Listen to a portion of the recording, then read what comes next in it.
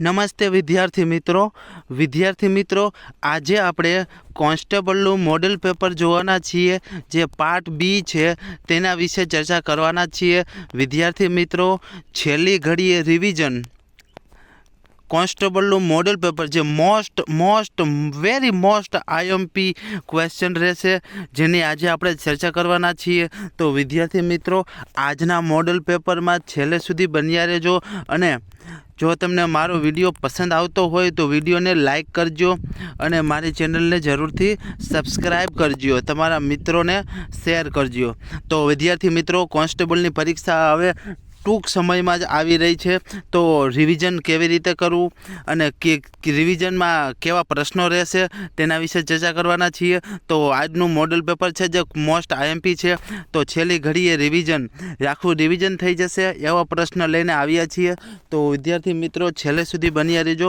અને મારી ચેનલમાં નવા હોય તો સબસ્ક્રાઈબ કરી દો તો ચાલો આપણે પ્રશ્ન નંબર 1 જોઈએ તો ચાલો જોઈએ પ્રશ્ન નંબર 1 માનવ અધિકારોની ઘોષણા કયા વર્ષમાં કરવામાં આવી હતી?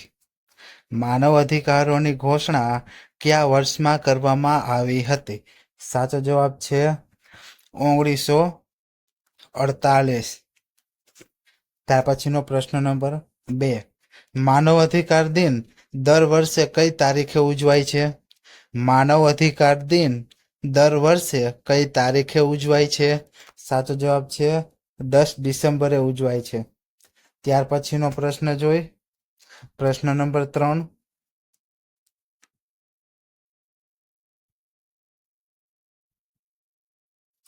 અત્યાર સુધીમાં કેટલી 1 વર્ષીય યોજનાઓ ભારત સરકારે અમલમાં મૂકી છે? અત્યાર સુધીમાં કેટલી 1 વર્ષીય યોજનાઓ ભારત સરકારે અમલમાં મૂકી છે? સાચો જવાબ છે 3. ત્યાર પછીનો પ્રશ્ન જોઈ પ્રશ્ન નંબર 4 1956માં સંયુક્ત રાષ્ટ્ર સંસ્થાના કેટલા સભ્ય દેશોએ પંચશીલનો સિદ્ધાંત સ્વીકાર્યો હતો? 1956માં સંયુક્ત રાષ્ટ્ર સંસ્થાના કેટલા સભ્ય દેશોએ પંચશીલનો સિદ્ધાંત સ્વીકાર્યો હતો? સાચો જવાબ છે 82 સભ્ય દેશોએ પંચશીલનો સિદ્ધાંત સ્વીકાર્યો હતો. ત્યાર પછીનો પ્રશ્ન જોઈ પ્રશ્ન નંબર 5 ભારત અને બાંગ્લાદેશ વચ્ચે કઈ નદીના પાણીની વહેંચણીને કારણે તકરાર થવા પામી હતી? ભારત અને બાંગ્લાદેશ વચ્ચે કઈ નદીના પાણીની વહેંચણીને કારણે તકરાર થવા પામી હતી? સાચો જવાબ છે ગંગા નદીને.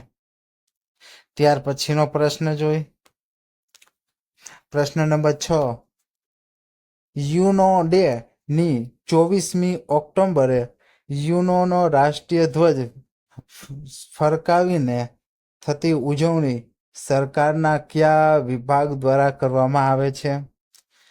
યુનો ડે ની 24મી ઓક્ટોબરે યુનો રાષ્ટ્રધ્વજ ફરકાવીને થતી ઉજવણી સરકારના કયા વિભાગ દ્વારા કરવામાં આવે છે? સાચો જવાબ છે સામાન્ય વહીવટી વિભાગ દ્વારા કરવામાં આવે છે. ત્યાર પછીનો પ્રશ્ન જોઈ પ્રશ્ન નંબર 7 આંતરરાષ્ટ્રીય શ્રમ સંગઠનની લીગ ઓફ નેશન્સ એક સ્વતંત્ર એકમ તરીકે સ્થાપના કયા વર્ષમાં થઈ? આંતરરાષ્ટ્રીય શ્રમ સંગઠન લીગ ઓફ નેશન્સ એક સ્વતંત્ર એકમ તરીકે ની સ્થાપના ક્યારે થઈ? સાચો જવાબ છે 1919માં.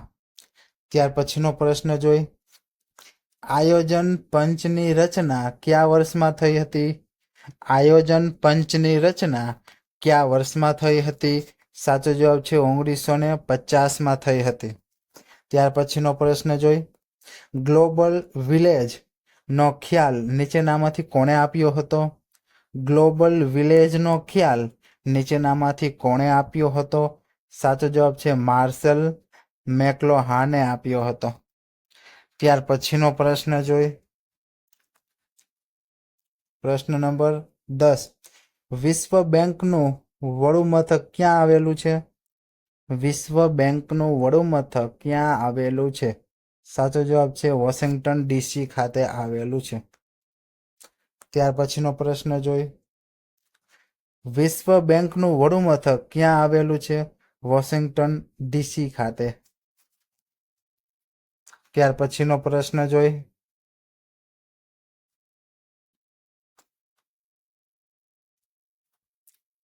ત્યાર પછીનો 11મો પ્રશ્ન જોઈ. યુનેસ્કોનું વડું મથક ક્યાં આવેલું છે? યુનેસ્કોનું વડું મથક ક્યાં આવેલું છે? સાચો જવાબ છે પેરિસ ખાતે. મોસ્ટ આઈએમપી પ્રશ્ન છે. ત્યાર પછી પ્રશ્ન નંબર 12 જોઈ. ભારતે બાંગ્લાદેશને વર્ષ 1992માં સોંપેલો નાનો ભાગ કયા નામથી ઓળખાય છે? ભારતે બાંગ્લાદેશને વર્ષ 1992માં સોંપેલો નાનો ભાગ કયા નામથી ઓળખાય છે? સાચો જવાબ છે 3 બીઘાના નામથી ઓળખાય છે. ત્યાર પછીનો પ્રશ્ન જોઈ. પ્રાથમિક શિક્ષણ બાબતે પ્રાથમિક શિક્ષણ બધાને પહોંચે તેવું કાર્ય નીચેનામાંથી કોણે કરે છે? પ્રાથમિક શિક્ષણ બધાને પહોંચે તેવું કાર્ય નીચેનામાંથી કોણ કરે છે? સાચો જવાબ છે યુનેસ્કો કરે છે. ત્યાર પછીનો પ્રશ્ન જોઈ. પ્રશ્ન નંબર 14. ઇન્ટરનેશનલ કોર્ટ ઓફ જસ્ટિસમાં નીચેનામાંથી કોણ એક ન્યાયાધીશ તરીકે રહ્યું નથી? સાચો જવાબ છે સર્વપલ્લી રાધાકૃષ્ણ નથી રહ્યા. BN રાવ, નગેન્દ્ર સિંહ, RS પાઠક રહેલા છે. સર્વપલ્લી રાધાકૃષ્ણ નથી રહ્યા. ત્યાર પછીનો નેક્સ્ટ પ્રશ્ન જોઈ. પ્રશ્ન નંબર 15. 1945માં ફૂડ એન્ડ એગ્રીકલ્ચર ઓર્ગેનાઇઝેશનની સ્થાપના કયા સ્થળે થઈ હતી? સાચો જવાબ છે રોમ ખાતે થઈ હતી. ત્યાર પછીનો પ્રશ્ન નંબર 16. વર્ષ 1946માં યુનિસેફની સ્થાપના કયા સ્થળે થઈ હતી? સાચો જવાબ છે ન્યુયોર્ક ખાતે થયું હતું. ત્યાર પછીનો પ્રશ્ન નંબર 17. નીચેનામાંથી કયા ભૂતપૂર્વ રાષ્ટ્રપતિએ યુનેસ્કોના પ્રમુખ તરીકે પણ સેવા આપી હતી?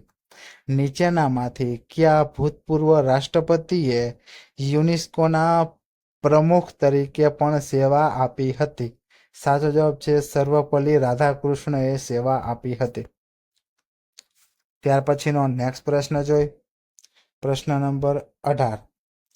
વર્લ્ડ હેલ્થ ઓર્ગેનાઇઝેશનની સ્થાપના 1938માં કયા સ્થળે થઈ હતી? સાચો જવાબ છે જીનીવા ખાતે થઈ હતી. ત્યાર પછીનો પ્રશ્ન જોઈ. પ્રશ્ન નંબર 19. ગાંધીજીની હત્યા કઈ તારીખે થઈ હતી? ગાંધીજીની હત્યા કઈ તારીખે થઈ હતી? સાચો જવાબ છે 30મી જાન્યુઆરી 1948માં થઈ હતી. ત્યાર પછીનો પ્રશ્ન જોઈ. સુભાષચંદ્ર બોઝનું જન્મ સ્થળ કયું છે? સુભાષચંદ્ર બોઝનું જન્મ સ્થળ કયું છે? સાચો જવાબ છે કટક. ત્યાર પછીનો 21મો પ્રશ્ન. 1939માં સુભાષચંદ્ર બોઝે નીચેનામાંથી કયા પક્ષ સાથે સંકળાયેલા હતા? સાચો જવાબ છે ફોરવર્ડ બ્લોક સાથે. ત્યાર પછીનો પ્રશ્ન જોઈ. પ્રશ્ન નંબર 22. મુસ્લિમ લીગ દ્વારા 1940માં પાકિસ્તાનના અલગ રાજ્યની માંગણીનો ઠરાવ કયા અધિવેશનમાં પસાર કરવામાં આવ્યો હતો? સાચો જવાબ છે લાહોર અધિવેશનમાં પસાર કરવામાં આવ્યો હતો. ત્યાર પછીનો પ્રશ્ન જોઈ. પ્રશ્ન નંબર 23. 1923ના બોરસદ સત્યાગ્રહ દરમિયાન કોને ભય વધી ગયો હતો? ઓગણીસો 23માં બોરસદ સત્યાગ્રહ દરમિયાન કોનો ભય વધી ગયો હતો? સાચો જવાબ છે બહારવટિયાનો ત્રાસ વધી ગયો હતો. ત્યાર પછીનો પ્રશ્ન નંબર 24. તમાકુ, કપાસ, શેરડી, મગફળી એ બધા કેવા પ્રકારના પાક કહેવાય છે? તમાકુ, કપાસ, શેરડી, મગફળી એ બધા કેવા પ્રકારના પાક કહેવાય છે? સાચો જવાબ છે રોકડિયા પાક છે બધા. ત્યાર પછીનો પ્રશ્ન જોઈ. પ્રશ્ન નંબર 25. ભારતમાં સિવિલ સર્વિસીસ પરીક્ષાની શરૂઆત કરનાર કોણ હતા? સાચો જવાબ છે લોર્ડ કોર્નવલિસ હતા. ત્યાર પછીનો પ્રશ્ન જોઈ. પ્રશ્ન નંબર 26. 1966માં ભારત અને પાકિસ્તાન વચ્ચેના કરારો કયા નામે ઓળખાયા હતા? 1966માં ભારત અને પાકિસ્તાન વચ્ચેના કરારો કયા નામે ઓળખાય છે? સાચો જવાબ છે તાશ્કંદ કરારના નામે ઓળખાય છે. સાચો જવાબ છે પ્રશ્ન નંબર 27. ત્યાર પછી સાર્કનું વડું મથક ક્યાં આવેલું છે? સાર્કનું વડું મથક ક્યાં આવેલું છે? સાચો જવાબ છે કાઠમંડુ, જે નેપાળમાં આવેલું છે. ત્યાર પછીનો પ્રશ્ન જોઈ. પ્રશ્ન નંબર 28. ભારતમાં તાંબાનું સૌથી વધુ ઉત્પાદન કરનાર પ્રદેશ નીચેનામાંથી કયો છે? ભારતમાં તાંબાનું સૌથી વધુ ઉત્પાદન કરનાર પ્રદેશ નીચેનામાંથી કયો છે? સાચો જવાબ છે સિંઘભૂમિ. ત્યાર પછીનો પ્રશ્ન જોઈ. પ્રશ્ન નંબર 29. આપણે દર વર્ષે વાઇલ્ડ લાઈફ વીક કયા માસમાં મનાવીએ છીએ? આપણે દર વર્ષે વાઇલ્ડ લાઈફ વીક કયા માસમાં મનાવીએ છીએ? સાચો જવાબ છે ઓક્ટોબર માસમાં મનાવીએ છીએ. ત્યાર પછીનો પ્રશ્ન જોઈ. પ્રશ્ન નંબર 30. ભારતનો સૌથી જૂનો રાષ્ટ્રીય પાર્ક કયો છે? ભારતનો સૌથી જૂનો રાષ્ટ્રીય પાર્ક કયો છે? સાચો જવાબ છે કોર્બેટ નેશનલ પાર્ક. ત્યાર પછીનો પ્રશ્ન જોઈ.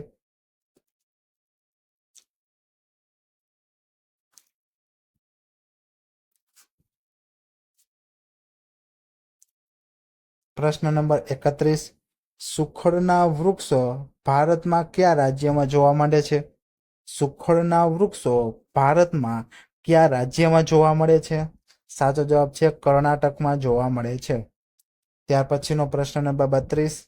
નીચેનામાંથી કઈ નદી અરબી સમુદ્રને મળે છે? નીચેનામાંથી કઈ નદી અરબી સમુદ્રને મળે છે? સાચો જવાબ છે તાપી નદી અરબી સમુદ્રને મળે છે. ત્યાર પછીનો નેક્સ્ટ પ્રશ્ન જોઈ. પ્રશ્ન નંબર 33. ભાખરા નાગલ યોજના કઈ નદી ઉપર તૈયાર થઈ છે? ભાખરા નાગલ યોજના કઈ નદી પર તૈયાર થઈ છે? સાચો જવાબ છે સતલજ નદી ઉપર તૈયાર થઈ છે. ત્યાર પછીનો પ્રશ્ન જોઈ. પ્રશ્ન નંબર 34. નીચેનામાંથી કયા રાજ્યમાં પુરુષોની સરખામણીમાં સ્ત્રીનું પ્રમાણ વધુ છે? નીચેનામાંથી કયા રાજ્યમાં પુરુષોની સરખામણીમાં સ્ત્રીઓનું પ્રમાણ વધુ છે? સાચો જવાબ છે કેરળમાં. ત્યાર પછીનો પ્રશ્ન જોઈ. પ્રશ્ન નંબર 35. વર્ષ 1991માં સાક્ષરતાના સ્તર માટેનો માપદંડ કયો નક્કી કરવામાં આવ્યો હતો? વર્ષ 1991માં સાક્ષરતાના સ્તર માટેનો માપદંડ કયો નક્કી કરવામાં આવ્યો હતો? સાચો જવાબ છે 7 વર્ષ કે તેથી વધુ ઉંમરની વ્યક્તિ કોઈ પણ એક ભાષા વાંચી અને લખી શકે છે. ત્યાર પછીનો પ્રશ્ન જોઈએ આપણે. પ્રશ્ન નંબર 36. ભારતમાં લોખંડ અને પોલાદ ઉદ્યોગના પિતા કોને કહેવાય છે? ભારતમાં લોખંડ અને પોલાદ ઉદ્યોગના પિતા કોને કહેવાય છે? સાચો જવાબ છે જમશેદજી ટાટાને કહેવાય છે. ત્યાર પછી 37મો પ્રશ્ન, ગુજરાતમાં ટેક્સટાઇલ ઉદ્યોગના પિતા કોને કહેવાય છે? ગુજરાતમાં ટેક્સટાઇલ ઉદ્યોગના પિતા કોને કહેવાય છે? સાચો જવાબ છે રણછોડલાલ છોટાલાલને. ત્યાર પછીનો પ્રશ્ન જોઈ. પ્રશ્ન નંબર 38. શ્વેત ક્રાંતિમાં વિશેષ પ્રદાન કરનાર એક ડોક્ટર વર્ગીસ કુરિયન તો બીજા કોણ છે? શ્વેત ક્રાંતિ માટે પ્રદાન કરવા માટે એક તો વર્ગીસ કુરિયન છે, તો બીજા કોણ છે? સાચો જવાબ છે ત્રિભુવનદાસ પટેલ છે. ત્યાર પછીનો 39મો પ્રશ્ન જોઈ. ખાનગી ક્ષેત્રમાં સ્થાપિત કરેલી ભારતની પહેલી ડેરી કઈ છે? ખાનગી ક્ષેત્રમાં સ્થાપિત થયેલી ભારતની પહેલી ડેરી કઈ છે? સાચો જવાબ છે પોલ્સન ડેરી. ત્યાર પછી પ્રશ્ન નંબર 40. પશ્મિનો જાતિના ઘેટા ક્યાં મળી આવે છે? પશ્મિનો જાતિના ઘેટા ક્યાં મળી આવે છે? સાચો જવાબ છે જમ્મુ કાશ્મીરમાં મળી આવે છે. ત્યાર પછીનો પ્રશ્ન જોઈ. પ્રશ્ન નંબર 41. અપ્સરા અણુભઠ્ઠી ક્યાં આવેલી છે? અપ્સરા અણુભઠ્ઠી ક્યાં આવેલી છે? સાચો જવાબ છે ટ્રોમ્બો ખાતે આવેલી છે.